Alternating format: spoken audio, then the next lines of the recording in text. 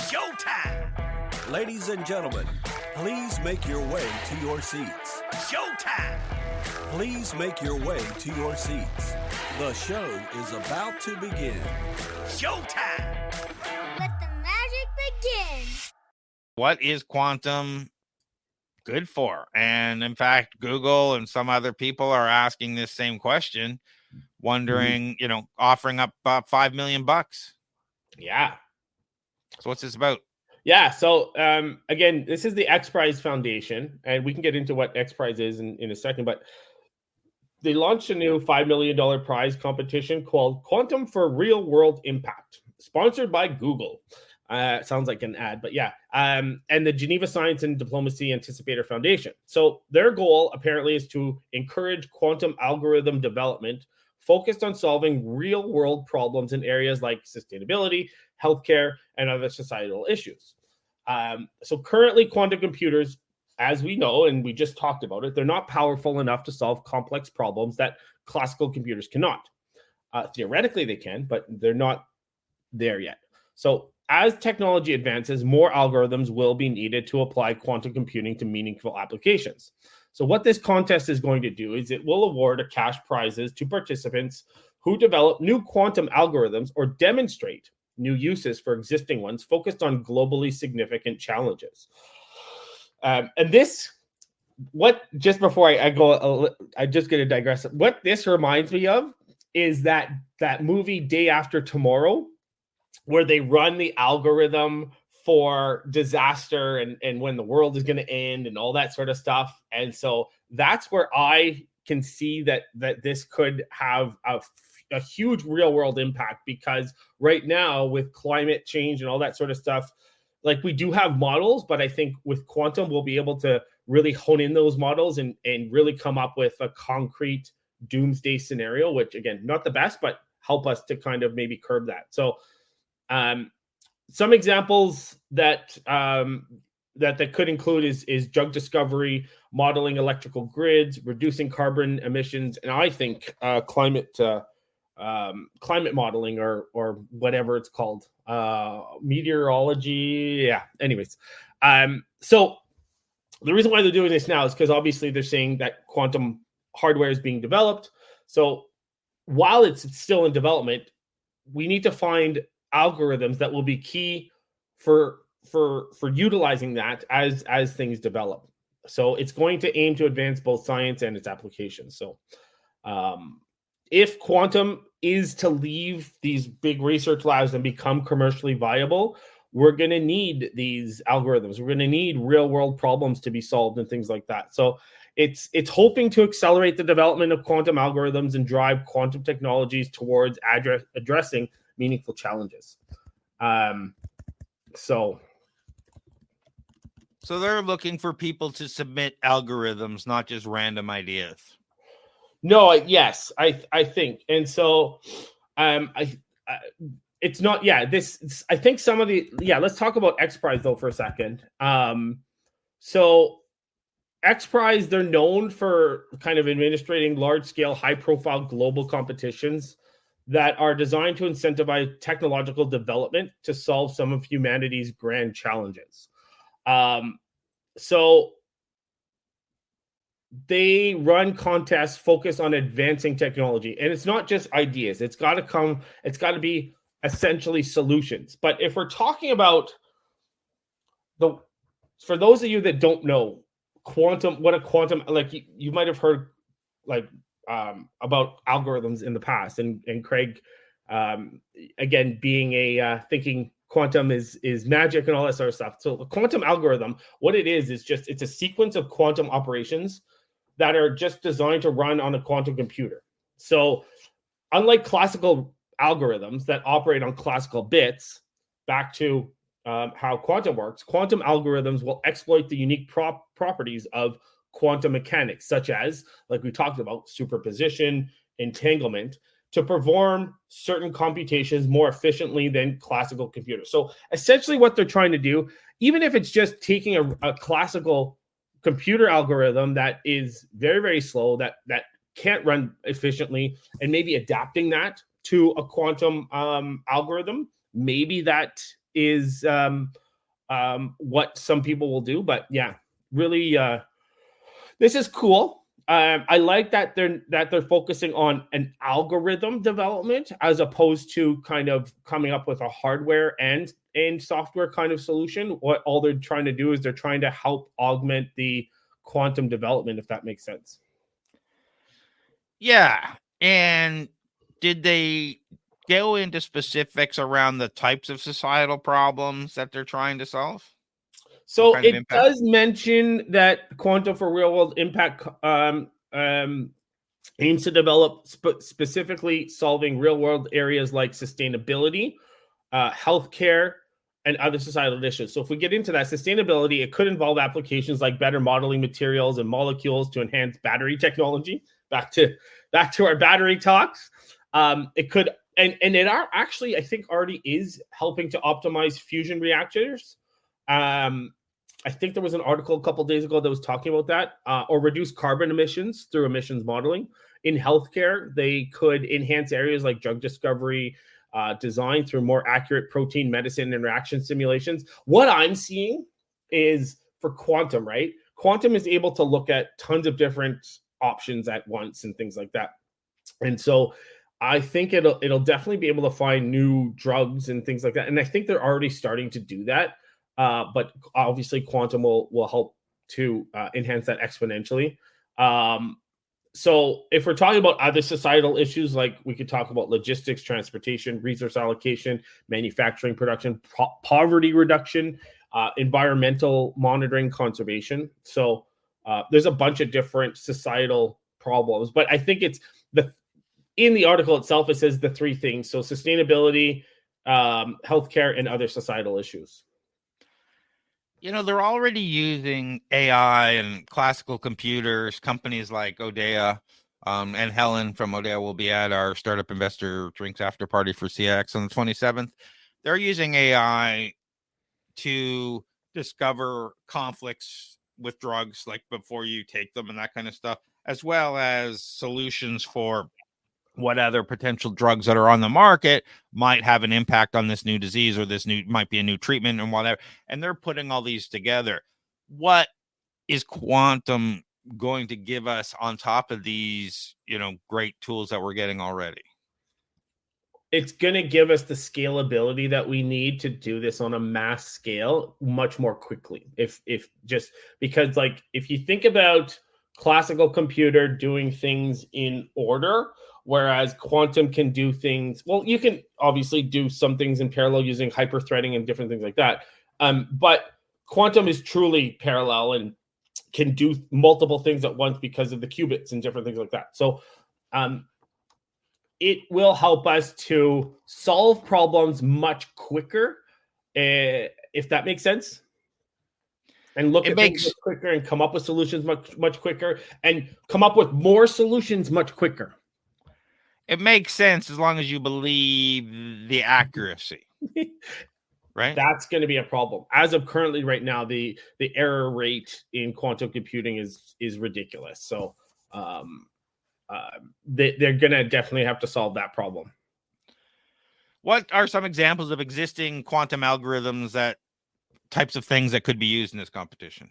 Yeah, so from doing some research, just briefly, there's a bunch of different ones. So there's Grover's algorithm, which could help with database or information searches, like for medical diagnosis or material science. So there's the QFT, which is the quantum Fourier transform. Oh, fast Fourier transformations, back to my schooling days. So underlies algorithms for machine learning tasks like classification. So it could be relevant for sustainability or healthcare applications. There's the quantum simulation algorithms, so like quantum chemistry, like we were just talking about, for drug discovery, design, or physics simulations. Quantum machine learning algorithms, it could boost computer vision APIs or medical imaging analysis. Shor's algorithm, so if it's run on large scale quantum computers, it could drastically improve cryptography for secure communications interactions, which is relevant for many fields. And I think we talked about some quantum type cryptography or something in one of our podcasts. I can't remember now. We've talked about so much. And then there's the quantum counting algorithm, which could help count molecules, chemicals, cell populations more accurately than the classical methods. There's so many domains like energy, healthcare, sustainability, foundational quantum routines that could help further develop and customize for realistic. And again, as you see this, Craig, like you see that it's not about reinventing the wheel. It's about making that wheel go faster and making the wheel bigger kind of thing with quantum. We talked about quantum cryptography when we were talking about unhackable shopping on the quantum internet. I'm pretty sure. So I guess the question becomes is, okay, so we've got these supercomputers. AI can do some of this stuff now. So we're taking these new quantum supercomputers, throwing a bunch of AI or algorithms on top of it and saying, great, we're going to increase sustainability, increase all these types of things based on, I don't know, let's take a look about it. Migration patterns of animals, weather patterns, where to plant, where farmers should plant on a rotational basis to get maximum over a 20-year cycle. But you need people to participate. Like, unless, it's great to say, okay, this is what you need to do, world.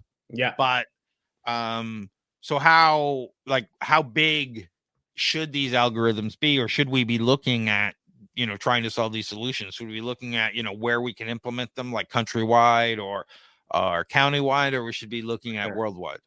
Well, it's not just where should we be implementing them. It's, are we going to even be allowed to implement them? Are we going to be silenced? Are these like sure, they might come up with these algorithms, but once they test them and they see the output, again, this is me being conspiracy theorist, but